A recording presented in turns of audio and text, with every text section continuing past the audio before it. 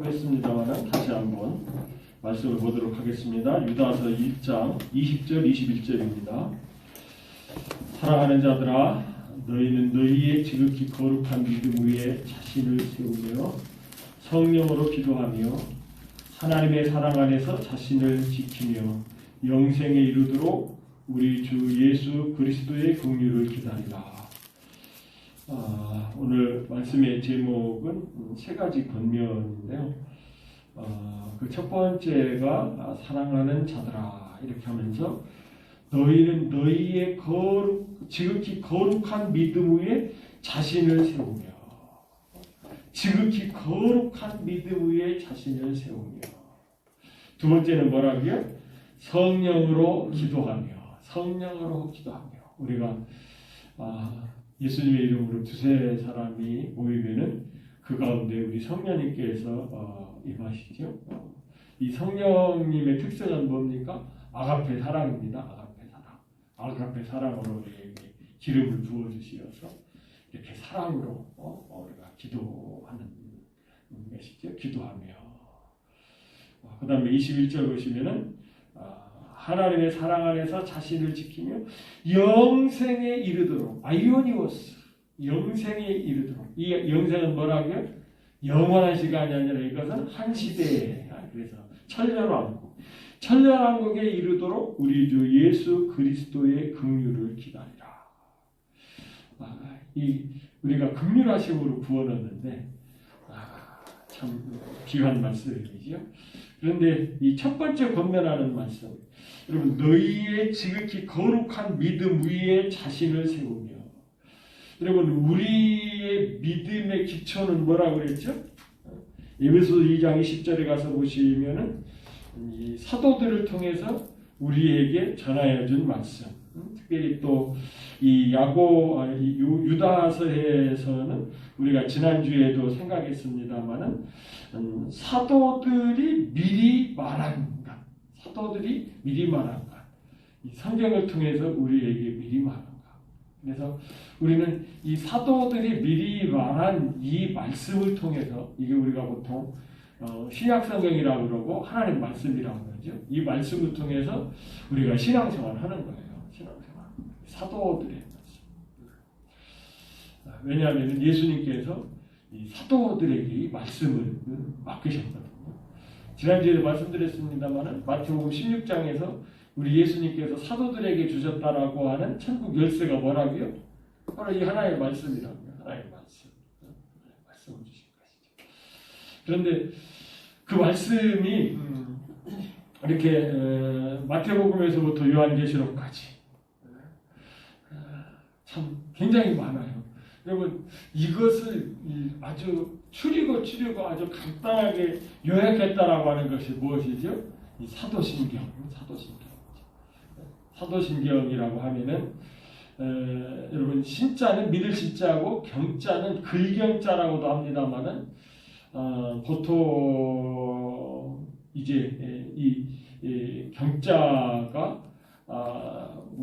우리 지구본이라든지 우리 지구를 위도, 경도 이렇게 나눌 때 이 선을 긋잖아요.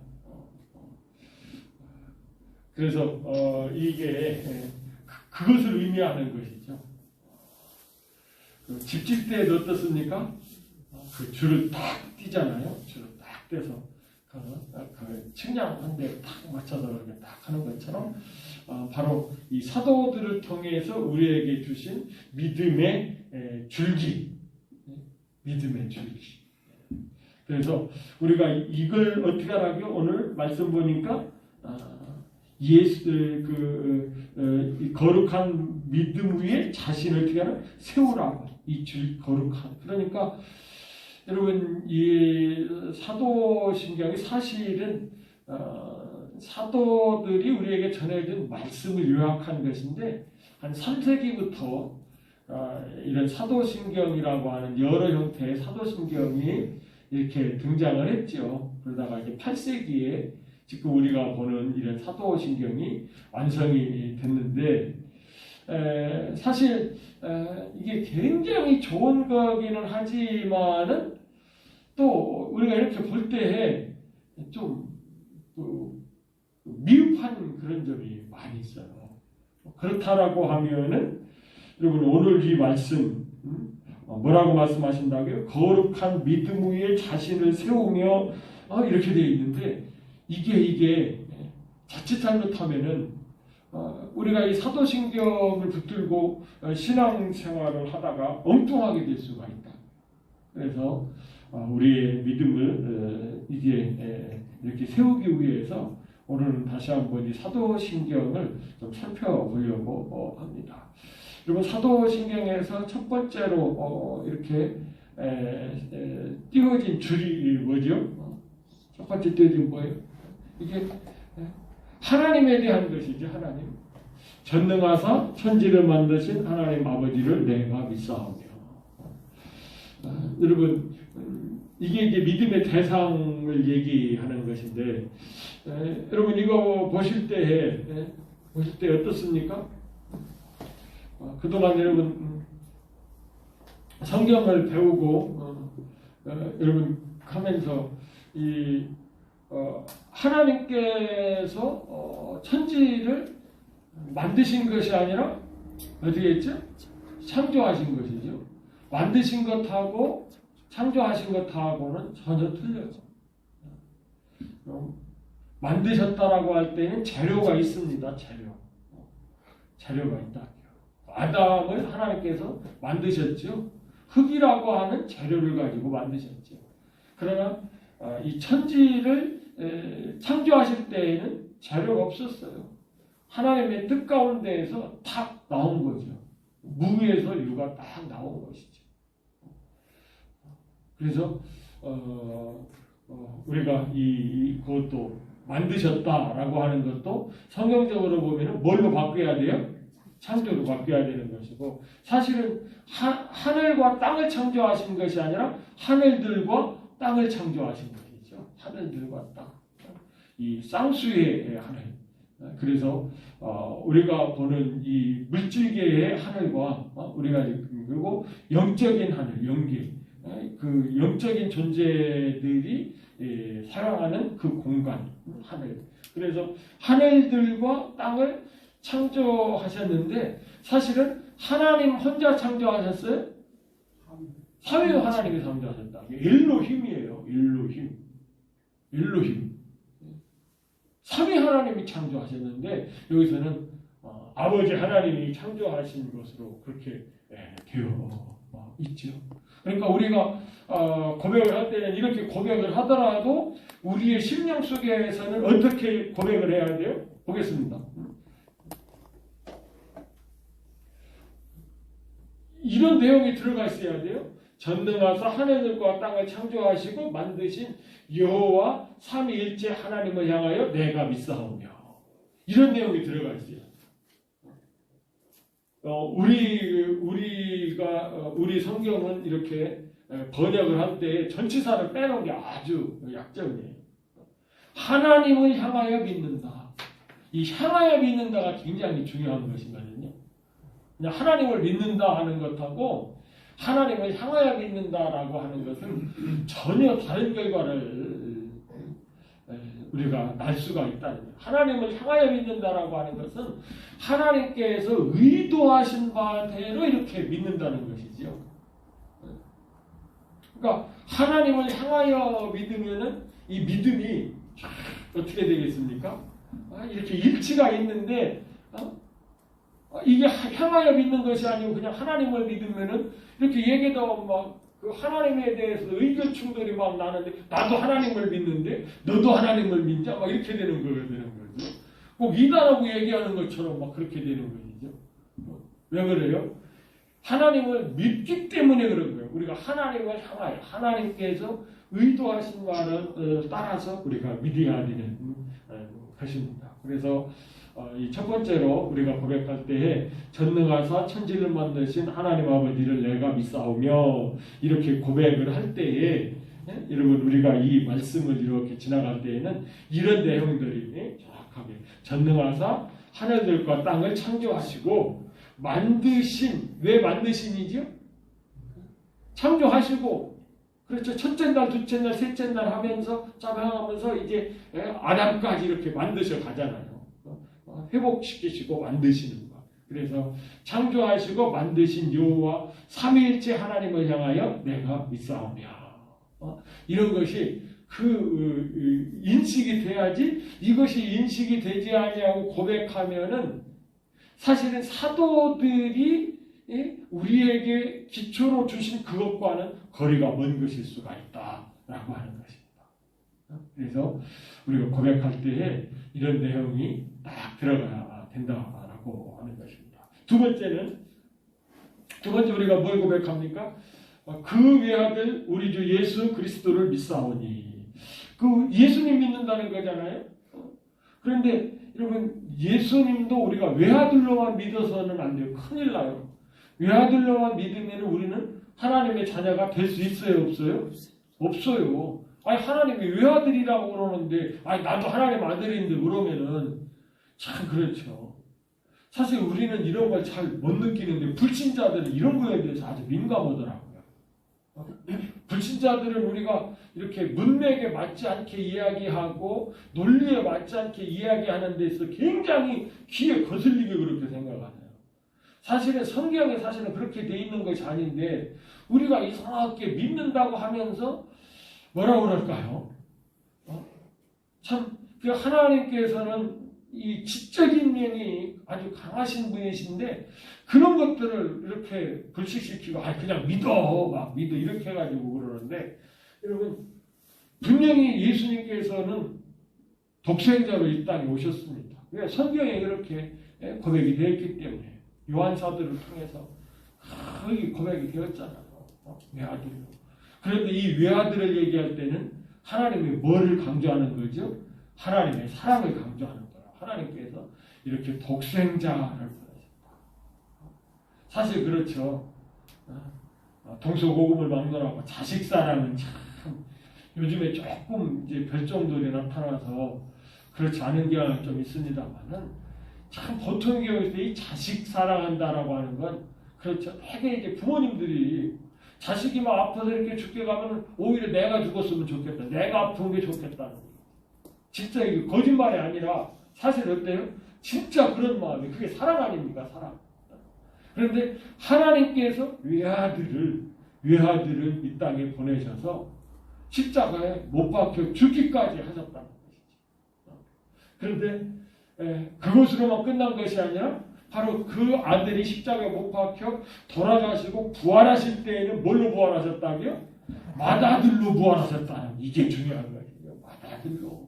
그래서 십자가에 돌아가신 외아들로 돌아가신 예수님으로만 우리가 믿어서는 이건요 그 하나님의 의도의 반의 반밖에 안 되는 거예요.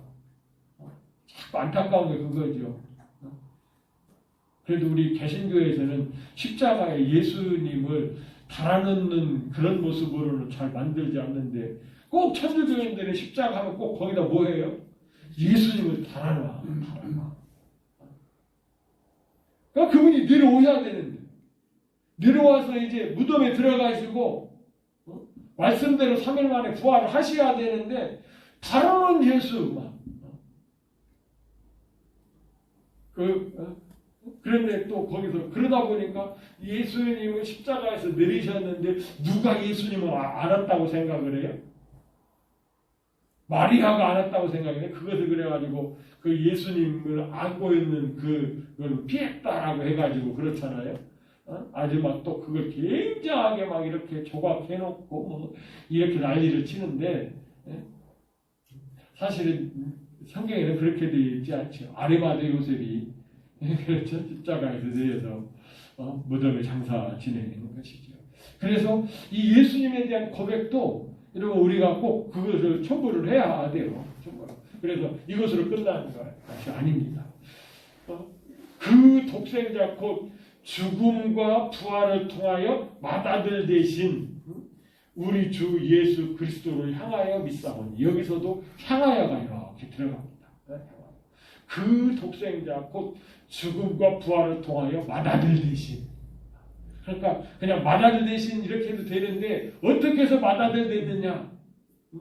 죽음과 부활하심으로 말미암아 마다들 대신 우리 주 예수 그리스도를 향하여 믿사오니. 여기서도 예수님 믿는 것도 뭐예요? 예수님의 일정이 있어요. 예수님이 이제 하늘에 가셨으니까 이제 어떻게 한다? 그분이 오셔요. 향하여 믿는다는 그거요. 예수님이 지금 어떻게 움직이느냐. 이번에 이름이 좀 뭐라고 그러지? 그 태풍? 뭐라고 그러나? 그 태풍이 막 서쪽으로 막 쫙 가더니 지금은 이제 머물러 있잖아요. 머물러서 빙글빙글 도는데 그러면서 지금 이제 방향을 어디로 잡느냐. 그래서 독일의 기상청, 유럽의 중기청, 또 미군들, 일본, 우리나라 기상청, 미국 할 것 없이 그 방향이 어디로 가느냐 하고 막 지금 주시를 하는 거예요. 그 태풍이 어디로 움직일 것이냐. 우리가 예수님을 믿을 때에도 바로 그렇게 믿어야 된다는 거예요. 예수님이 지금 승천하셔서 하나님 우편에 앉아 계시다 이것으로 끝나는 것이 아니라 그분이 어떻게 이렇게 움직이는 거예요. 향하여 믿는다 라고 하는 것입니다. 그 다음에 세 번째 우리가 무엇을 고백합니까? 이는 성령으로 잉태하사 동정녀 마리아에게 나시고. 이는 그는 예수님은 성령으로 잉태하사 동정녀 마리아에게 나시고. 그런데 이 성경에서는 좀 다르게 얘기합니다. 여러분 갈라디아서 4장 4절 같은데 이렇게 말씀 가서 보시면은 여러분 사도 바울 선생님이 이 마리아에게서 하는 거 다 알고 계심에도 불구하고 뭐라고 고백하지요?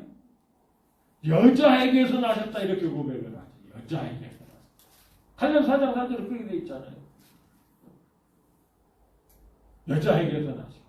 성경에서는 이 여자에게 나신 것. 그런데 우리는 동정녀를 자꾸 강조를 해요. 이러다 보니까 이 마리아가 어떻게까지 되었어요? 죄가 없는 것으로. 그래서 마리아가 승천까지 했어. 그리고 예수님을 한 번도 성경상으로는 예수님을 어머니라고 하지 않았는데 예수님도 항상 호칭할 때 뭐라고 호칭했어요? 여자 호칭하고. 그리고 요한에게 맡길 때는 내 어머니다 이런 식으로 맡겼지만은 이렇게 호칭할 때는요 항상 여자라고 호칭을 하셨어요. 그런 의도가 있지 않습니까? 자칫 잘못하면 이렇게 동정녀 마리아 이렇게 해가지고 뭐를 만들어요? 우상화를 시킨다고. 우상화. 이게 하나님이 제일 싫어하는 것이거든요. 그래서 오히려 예수님의 족보 가운데 여자들은 이상한 여자들을 만났잖아요. 그렇잖아요? 어떤 여자가 있었어요? 우리아의 아내. 우리아의 아내가 예수님의 족보 가운데 들어와요. 예수님 족보 가운데 누가요? 기생나합 이런 식으로.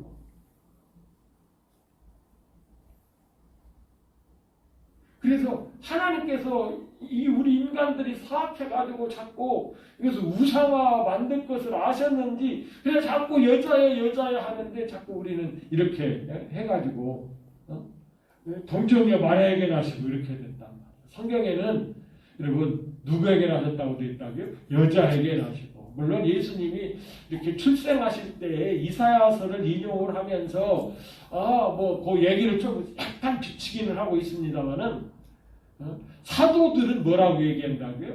여자에게 나셨다 이렇게 말씀한다. 그래서 여러분 우리가 이것을 또 고백할 때도 이걸 염두에 둬야 돼요. 그는 성령으로 잉태되사. 중요한 건 뭐예요? 성령으로 잉태됐다라고 하는 게 중요한 것이죠. 성령으로 잉태되사 여자에게 나시고 율법 아래에 나셔서 이렇게. 율법 아래에 나셨다는 얘기는 뭐죠? 율법 아래 왜 요것을 이렇게 첨부하려고 그럴까요? 율법 아래 나셨다. 구약에 예언된 대로 그런 뜻이죠. 그래서 우리가 여기서 천주교인들처럼 이 동정녀를 강조하다가 동정녀 막 이렇게 하다가 여러분 마리아를 우상화시켜서 예수님 자리를 마리아한테 이렇게 주는 이런 오류를 범해서는 안 되겠습니다. 그 다음에 우리가 네 번째로 고백하는 것이 뭡니까? 본디오 빌라도에게 고난을 받으사 십자가에 못 박혀 죽으시고, 이 본디오 빌라도로 나온다. 근데 예수님은 내가 본디오 빌라도에게 고난을 받을까 그렇게 얘기했습니까? 아니요. 사도들도 마찬가지고요. 예수님께서는 여러분 계속해서 예루살렘에 올라가서 대제사장과 서기관과 장로들에게 내가 고난을 받는다. 이렇게 말씀하셨다. 한번 볼까요? 3번씩이나 그렇게 하셨어요.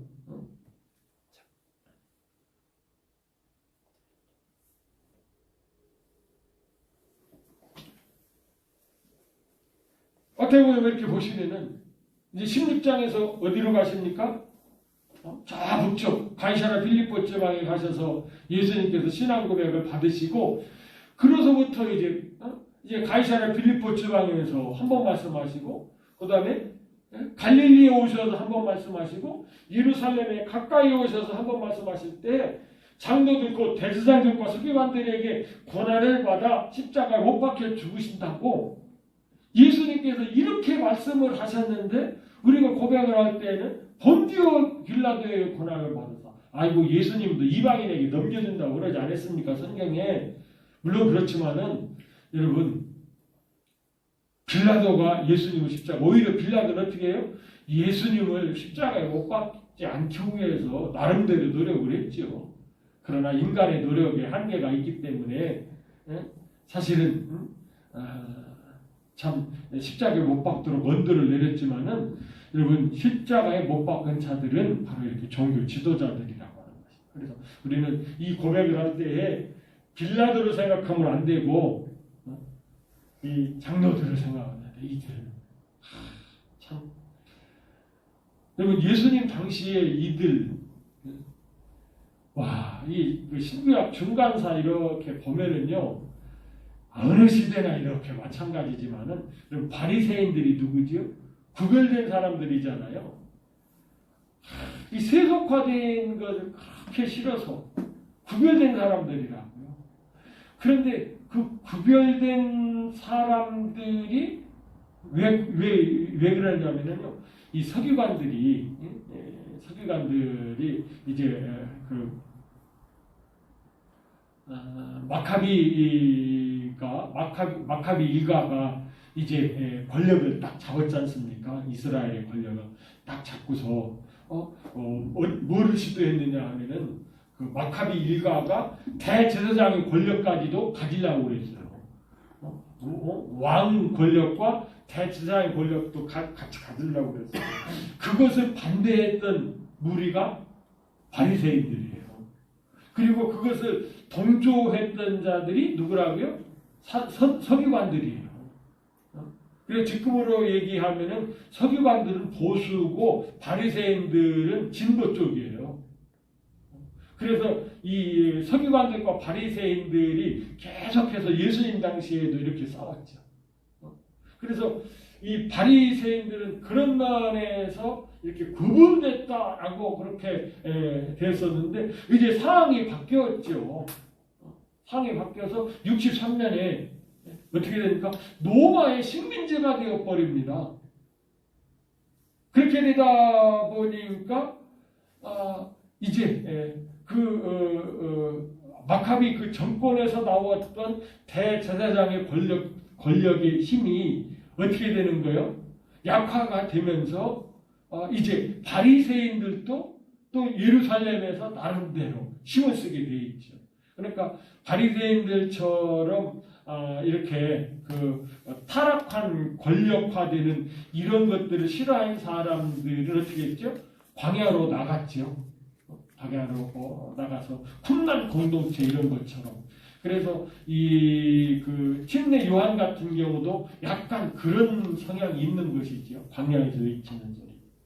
그런데 그렇지 아니하고 같이 예루살렘에 살면서 이렇게 진보적인 생활을 가졌던 것이 바리새인들이란 말이에요.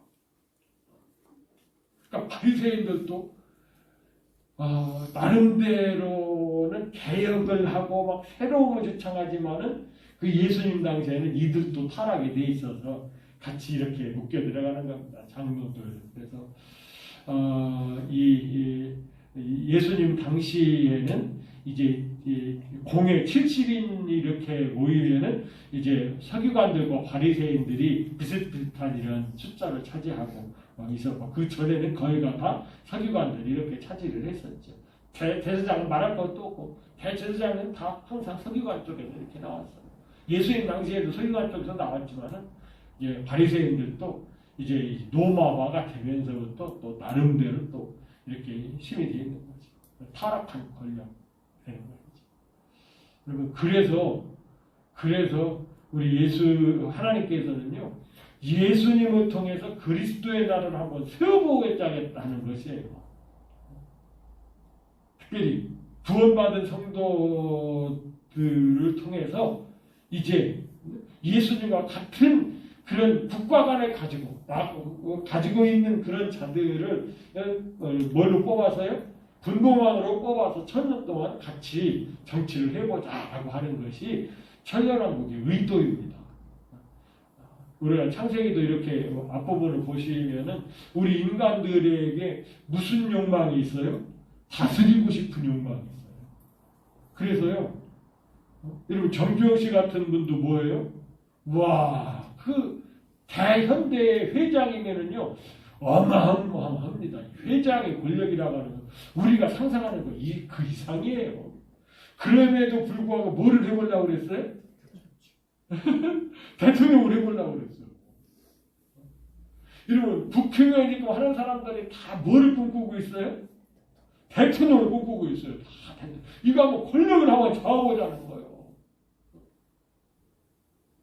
그런데 여러분, 어떤 누가 이 세상의 권력을 잡아도 어떻게 될까요? 공중권세 잡은 자가 왕노릇하고 있기 때문에 정책을 어떻게 세우건, 연설을 어떻게 멋있게 하건, 보좌관들을 어떻게 두건 상관없이 이 세상 정치, 대통령이건 그것이 총리건, 여러분 그것이 왕이건, 여러분 타락하게 되어 있습니다. 어느 나라도 마찬가지. 여러분, 이 독일 같은 경우도 그동안에 십몇 년 메르켈 총리가 이렇게 쭉 하면서 이렇게 괜찮은 나라로 그렇게 인정이 됐었지 않습니까? 그러다가 요번에 이제 녹색당 출신이 이제 총리가 됐는데 어떻게 됐죠? 영국도 이렇게 들여다보니까요, 영국이라 독일도요, 한심하게 그지 없더라고요. 정치적인 내만.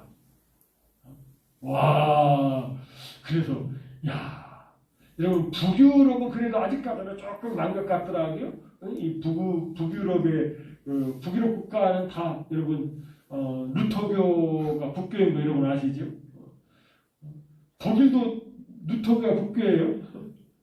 그래서 여러분 그 독일의 교회 목회자들은 다 정부로부터 어떻게 하죠? 사례를 받고 그렇게 목회하잖아요.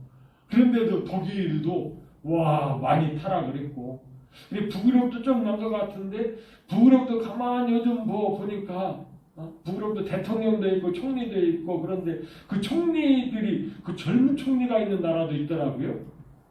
그런데 그 가만 보니까 이준석 씨하고 별 다를 바가 없어요. 겉으로는 분명히 똑똑하고 뭐 그런 것 같은데 이렇게 하는 것 보니까 나라 사랑은 없어. 그런 거더라고요. 그래서 우리 주님께서는 천년왕국 한번 해보자라고 하는 것이죠. 그래서 여러분 이거 할 때도 우리가 이건 빌라도에게 권한을 받아서 이것은 진짜 성경하고 너무너무나도 틀린 것이기 때문에 이건 진짜 우리가 여러분 항상 이 예수님께서 말씀하셨던 장로들 곧 대제사장과 서기관들에게 권한을 받으셨다 라고 하는 것을 우리는 잊어서는 안 됩니다. 그 다음에 5번째 고백이 뭡니까? 장사한 지 사흘 만에 죽은 자 가운데 다시 살아나시며. 참 별 문제가 없는 것 같죠? 그런데 여러분 이것을 정말 사도들이 강조했던 그런 내용이 있습니다. 사도들이 강조했던 건 뭡니까? 바로 이렇게 우리가 볼 수 있는 것이죠. 장사되었다가 성경대로 이 사흘이라고 하는 것이 왜 중요합니까? 성경에 그렇게 하겠다. 이 사흘. 이 사흘이라고 하니까 요즘에 그렇죠? 지금은 이제 조금 지나갔는데 얼마 전에 어떤 웹툰 작가가 이렇게 팬 서비스를 이렇게 하려고 준비를 했다가 이 준비된 기계들 오작동함으로 말미암아 못했잖아요. 그래서 심심한 사과를 드립니다. 이렇게 사과문을 올렸어요. 그렇죠? 심심한 사과를 올립니다. 그랬더니 이 심심한 것이 아무 일 없이 한가하고 뭐 이런 심심한 것인 줄 알고서 웬 심심 이러면서 댓글이 쭉 달린 거예요. 그래가지고 깜짝 놀란 거죠. 아이고 요즘 젊은이들이 참 똑똑하잖아요. 요즘 젊은이들 보십시오. 어떻습니까? 말 잘하지요, 노래 잘하지요, 춤 잘 추지요, 영어 잘하지요, 노래 잘하지요, 옷 잘 입지요, 화장 잘하지요, 머리 손질 잘하지요. 와, 똑 부러지기 이럴 데 없는데, 아니 우리가 영어에 실력이 없어 독해를 못한다고 하면 이해를 하지만은 이 한글 심한 사과를 드린다고 하는 이걸 이해를 못해가지고 그런데요, 요즘 젊은이들이 사흘이라고 못 알아듣는데요. 사흘이면 사자로 생각해서 사일인 줄 안다는 거예요. 사일. 하루, 이틀, 사흘, 나흘 이렇게 되는 건데 사일은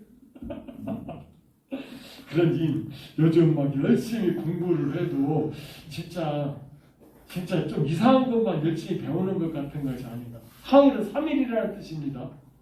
3일. 요즘 젊은이들 이것도 자꾸 그래서 요즘 이 문장 독해하는 문제에 대해서 지금 지적이 많이 있는데 장사되었다가 성경대로가 이게 들어가야 된다는 얘기예요.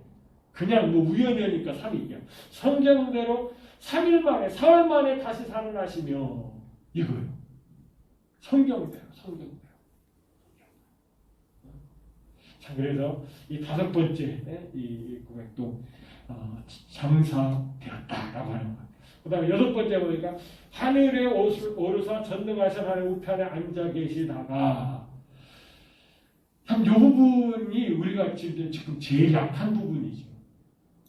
왜 지금 예수님께서 이 하나님 우편에 앉아 계시는가? 왜 하늘에 올라가셨는가? 여기 할 때 한 가지는 잘 알아요. 한 가지.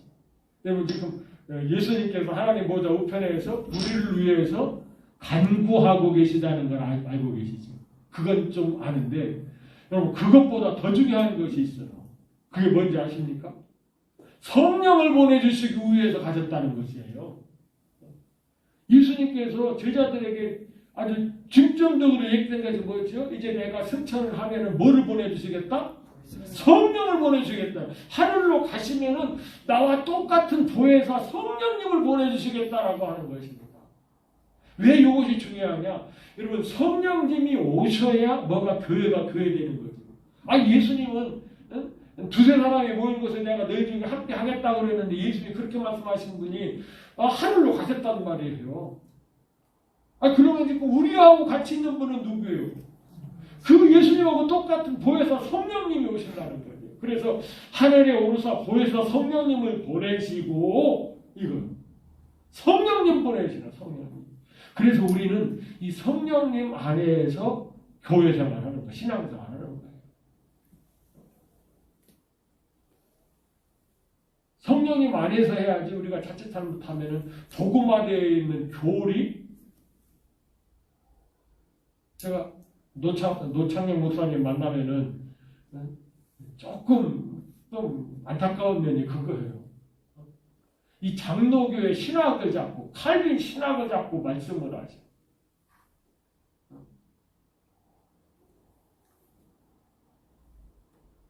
칼빈 신학이 굉장히 훌륭한 건 하나, 그게 도구마에 빠지니까 어떻게 되는 거예요, 지금? 칼빈 신학의 제일 약점 중에 하나가 칼빈 신학은 천년왕국을 인정하지 않아요. 그래서 무천년이에요. 무천년이다 보니까 예수님의 재림이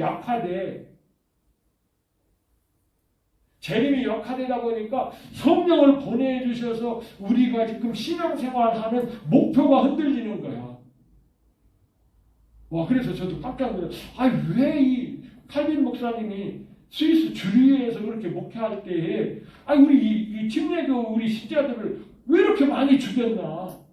여러분 지난번에 강남에다가 칼뱅 500주년 맞이해가지고 칼뱅 거리 만든다고 거기 장로교들 많으니까 그렇게 나왔다가 막 우리 침례교인들이 반대를 했어야 되는데 신천지가 반대를 하면서 막 그 유튜브에 올렸던 것이 뭐예요? 칼빈 살인자다 이거예요. 얼마나 많은 그리스도인들을 죽였는지 모른다 이거. 천주교인들을 죽은 것이 아니라 개신교, 개혁교, 신약교의 교인들, 우리 침례교들 그렇게 많이 죽였다. 막 이반이가 떠들었잖아. 왜 그랬을까? 도구마에 빠져서 그런 거야. 도구마. 자기의 신앙. 그런데 여러분 칼빈 신앙만 있는 것이 아니라 웨슬리 신학도 있어요. 여러분 이 감리교 웨슬리 신학도 훌륭한 신학입니다. 어마어마한 거예요. 그런데 우리가 그런 데 빠지면 안 되는 것이죠. 도구마에 빠지면 안 되는 거고 우리가 어디에요? 성령님에. 성령님이 앞서지 아니하고 그런 교리가 없으면 큰일 나요. 교리도 다 성경 가지고 하던데요. 그런데요. 얘기하다 보면은요. 칼빈 선생님이 그렇게 얘기했다. 그러면 그냥 땡이에요. 더 이상 토론도 안 돼. 그쪽이 딱 기준이 되어버리니까 그게 아니거든. 성령을 보내시고 하나님 우편에서 우리를 위하여 뭐 한다고요? 간구하시느니라. 히브리서 있는 말씀. 그 다음에 7번째. 금방 끝날 줄 알았는데. 저희로서 산자와 죽은 자를 심판하시리라. 이거 중요하죠. 지난주에도 말씀드렸죠. 저리로서 이렇게 해가지고 이 저리로서가 뭔가 그런데 그리스도 안에서 죽은 자와 산 자를 선악간에 그 몸으로 행한 대로 심판을 하고 이렇게 해서 이게 왜 그렇게 저렇게 붙이냐면 고린도후서 5장 10절에 그렇게 되어 있기 때문에 예수님께서 오셔서 우리를 심판하실 때에는 불신자 심판하는 건 아니에요. 불신자는 이 재판에 참여도 못해요. 믿는 사람이 참여하는데 이런 믿는 사람이 참여한다는 얘기는 뭐예요? 이미 이 믿는 사람들은 이름이 생명冊에 기록됐어요? 안 됐어요? 되어 있어요. 이 사람 구원 받은 거예요. 그런데 천년왕국에 들어가려면 어떻게 해요? 예수님과 같은 통치 이념, 예수님과 같은 믿음, 예수님과 같은 것을 가지고 예수님의 분봉하로서 통치를 해야 되니까 얼마나 예수님 혼이 구원을 받았느냐 그걸 본다는 거예요. 선이라고 하는 거예요. 하나님의 의도 그걸 본다는 얘기예요. 악은 뭐예요? 그거 반대되는 거. 그건 악인 것이지. 그래서 좀 길지만 이렇게 표현된 거예요. 그리스도 안에서 죽은 자와 산 자를 선악간에 그 몸으로 행한 대로 심판. 그 몸은 뭐라고요? 우리의 육체 덩어리가 아니라 예수님의 몸인 신령한 몸인 교회라고 얘기하는 거예요. 것이리라. 그 다음에 8번째. 성령을 믿사하며 거룩한 공예와. 여러분 거룩한 공예는 여러분 잘못된 거 여러분 다 아시죠? 로마 카톨릭 아니죠? 성령을 믿사하며 할 때 여러분 그냥 성령이 아니죠? 성령을 그리스도와 같은 보혜사로 믿사하며 삼위일체를 믿는다는 얘기죠. 왜 이것도 중요하느냐면요. 우리 한국 교회는 이 성령님을 자꾸 은사 중심으로 해요. 은사 중심으로. 그래서 막 성령으로 귀신 쫓고 성령으로 병 고치고 이래서 성령을 무슨 도구로 생각을 한다고요. 성령 하나님이십니다.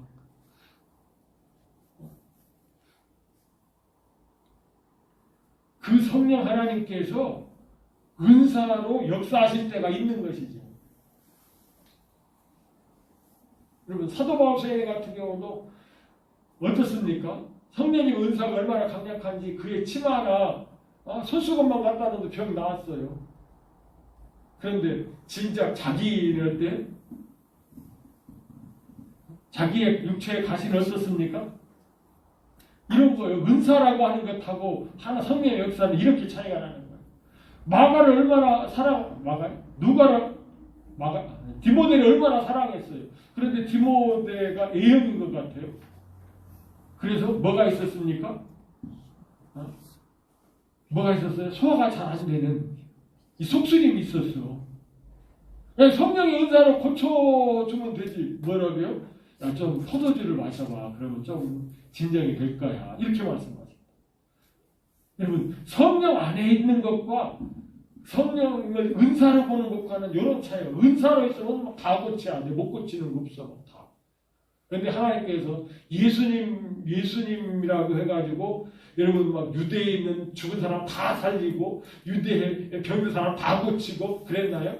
아니에요.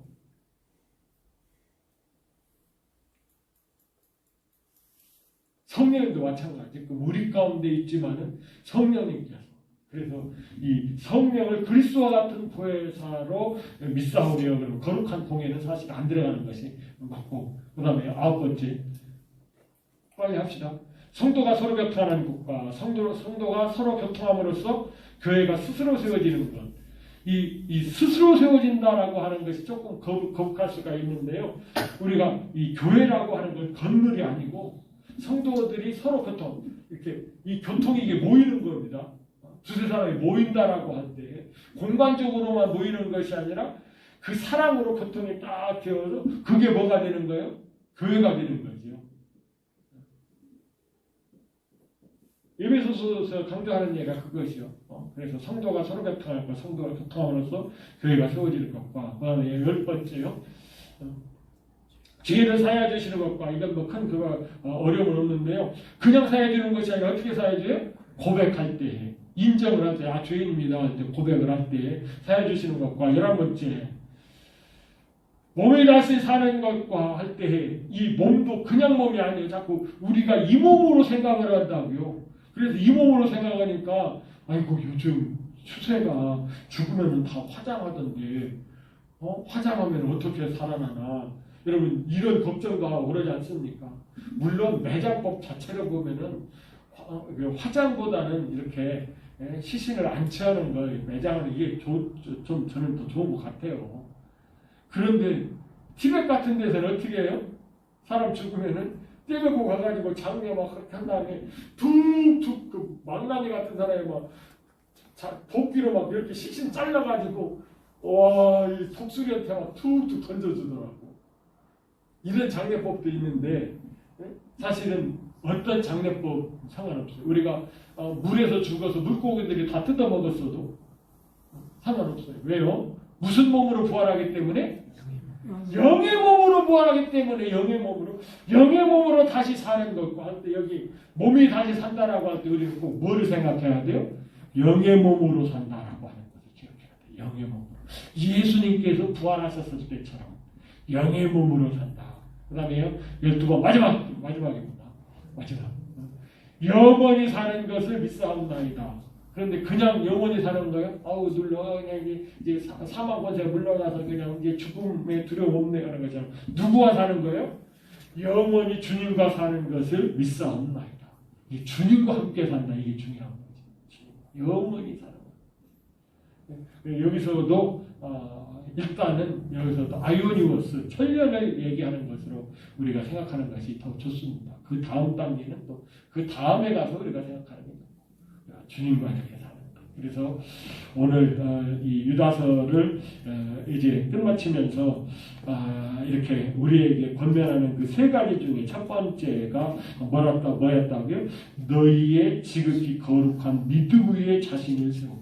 그런데 이 믿음은, 이 거룩한 믿음은 뭐라고요? 바로 사도들을 통해서 우리들에게 말씀을 통해서 주신 것인데 그것을 잘 요약해 놓은 것이 뭐라고요? 사도신경인데 그 사도신경을 우리가 좀 이렇게 의미를 좀 잘 알고 해야 되는데 그러지 못한 분이 있어서 이렇게 살펴봤습니다. 그래서 여러분들이 우리가 이 신앙 고백하는 것이 굉장히 중요해요. 왜 그렇죠? 우리가 예수님을 어떻게 믿는다고요? 향하여 믿으니까 이 신앙 고백 속에는 그것이 쭉 이렇게 나와 있지 않습니까?